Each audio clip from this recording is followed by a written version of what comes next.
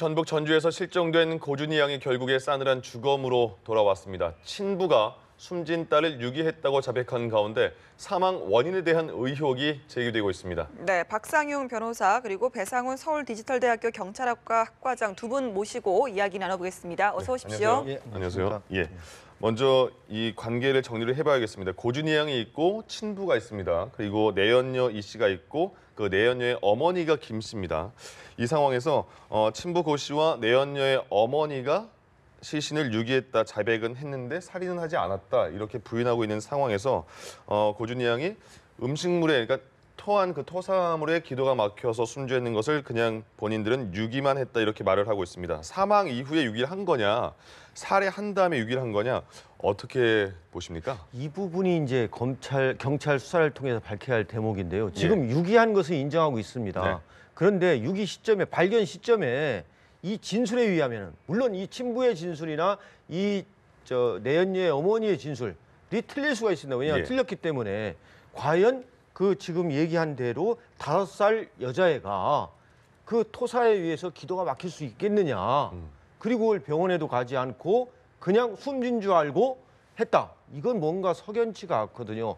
그런데 지금 부검을 통해 가지고 과연 사망 원인을 밝혀야 되는데 지금 워낙 시신이 부패가 돼가지고 오래됐잖아요. 이걸 밝히기가 어렵다는 게 문제가 있는 겁니다. 그 부분에서 이제 지금 좀 약간의 뭐 긍정적인 점이라고 할까요? 뭐 이런 사건의 긍정적이라는 말씀 좀 그런데 그 수사진에서 시체의 일부 미이라화 현상이 나타난다고 얘기가 되고 있습니다. 그럼 미이라화 현상이라는 건 사실은 일반적인 조건, 특히 4, 5, 6, 7, 8은 장마철이고 비가 많이 오는데 그러니까 건조한 상태라고 한다면은 이게 무슨 의미냐고 따지면 역으로 따진다고 하면은 본인들이 4월 26, 27일 날 유기했다고 하는데 그 시점을 조금 앞당길 수가 있다는 겁니다. 그러니까 죽음은 그 앞인데 어떤 조건 하에서 예를 들면 뭐 이른바 이제 선풍기라든가 냉장 상태가 건조가 된 상태에서 방치했다가 그 다음에 유기했다고 하면 설명은 됩니다. 그러니까 말하자면 이건 법과학적인 증거와 상황과 아까 변호사님 말씀하신 걸 종합할 때 그것도 경찰에서는 놓치지 않고 있을 겁니다.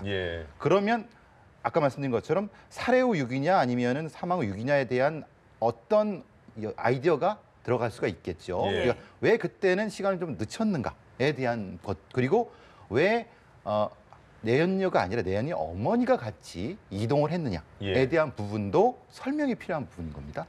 교수님이 말씀하시는 거는 시신이 미러 현상이 된 걸 보면 그 시기 이 사람들이 말한 그 시기에는 그 부패 상태가 그 정도 되지 않을 것이다. 그래서 좀 앞서서 사망했을 수도 있다 이런 말씀이시네요. 그러니까 미리 다른 조치를 하고 처리, 조치라고 처리를 한 다음에 시점을 봐서 유기했다고 하면은 시체에 나타나는 그 상황이 설명은 될 수 있는데 확정지을 수는 없습니다. 어쨌든 그걸 가지고 설명하려고 하는 거니까요.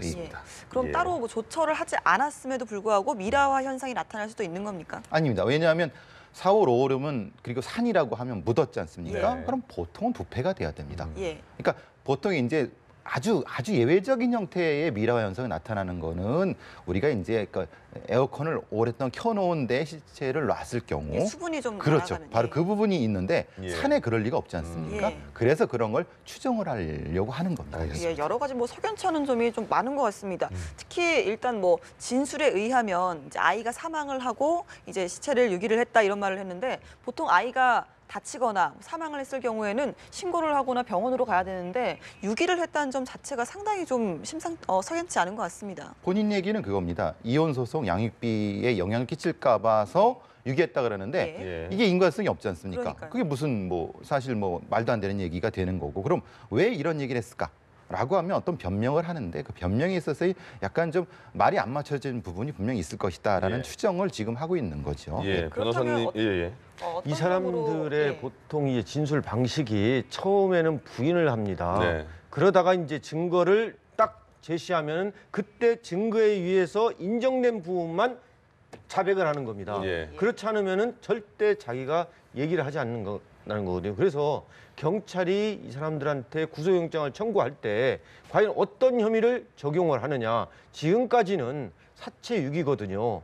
지금까지는 증거에 의하면 그렇습니다. 그러면은 지금 엊그제 경찰 발표한 대로 과연 학대에 의해서 치사한 거냐 아니면은 살아있는 상태에서 치사한 거냐 이 부분은 예. 지금 국가수에서 감정 결과가 발표되지 않고 있습니다. 그렇기 때문에 이 부분은 진술에 의해서 의존될 수밖에 없는데 진술이 왔다 갔다 한다는 겁니다. 예. 알겠습니다. 하나하나 계속 따져보도록 하겠습니다. 또 고준희 양을 발견해 봤더니 30cm의 군산 야산에 구덩이를 파고 거기에 보자기를 싸서 묻어놨다 이렇게 돼 있고 그 옆에 또 평소에 갖고 놀던 인형까지 같이 묻혀 있었다고 합니다. 당시 상황을 저희가 어떻게 예측해 볼 수 있을까요?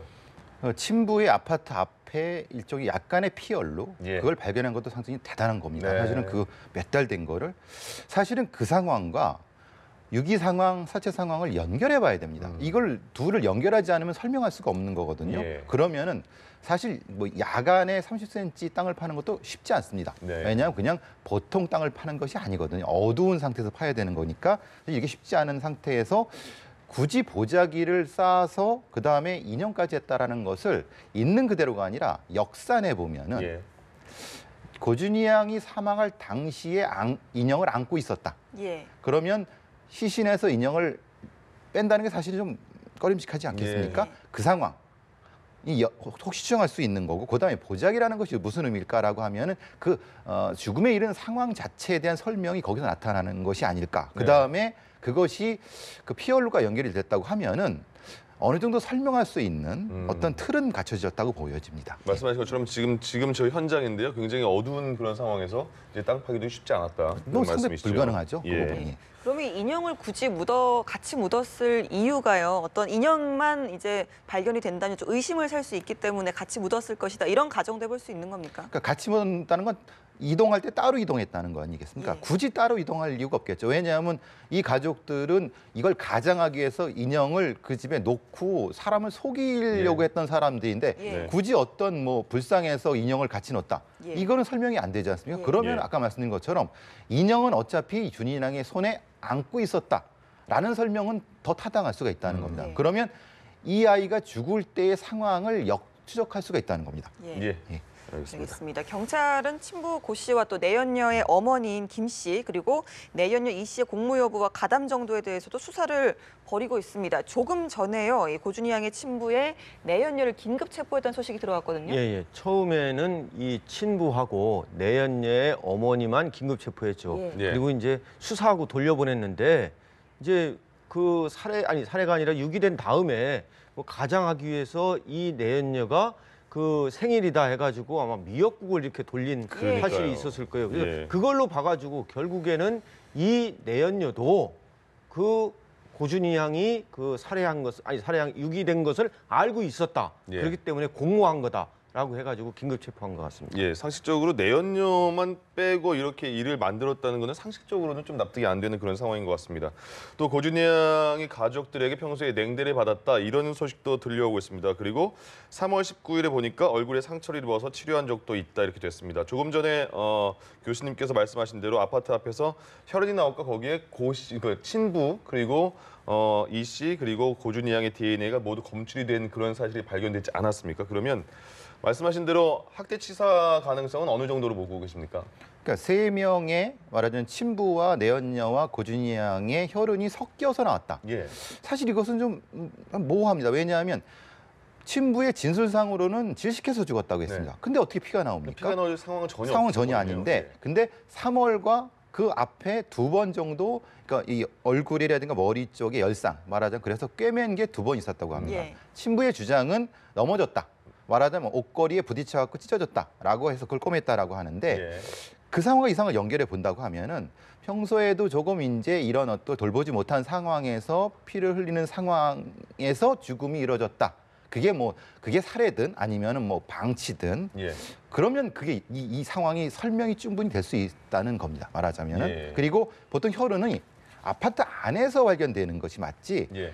복도라고 하는 건 뭐냐면 안에서 물청도 하다가 물이 바깥에 나오는 그걸 상징할 수 있지 않습니까? 우리 생각으로는. 예. 그럼 그 정도로 피가 많았나?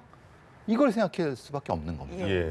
뭐 또 다른 그렇군요. 의문점들도 참 많지만 그중에도 예. 하나가 이제 사망한 시점이 4월이었는데 8개월 후에 거짓으로 실종 신고를 했고 또 그간에 뭐 미역국을 돌리고 또 양육비를 입금하고 뭐 여러 가지 행적들이 밝혀졌습니다. 이게 좀 단순한 실종 사고를 노린 것이라고 보십니까? 네.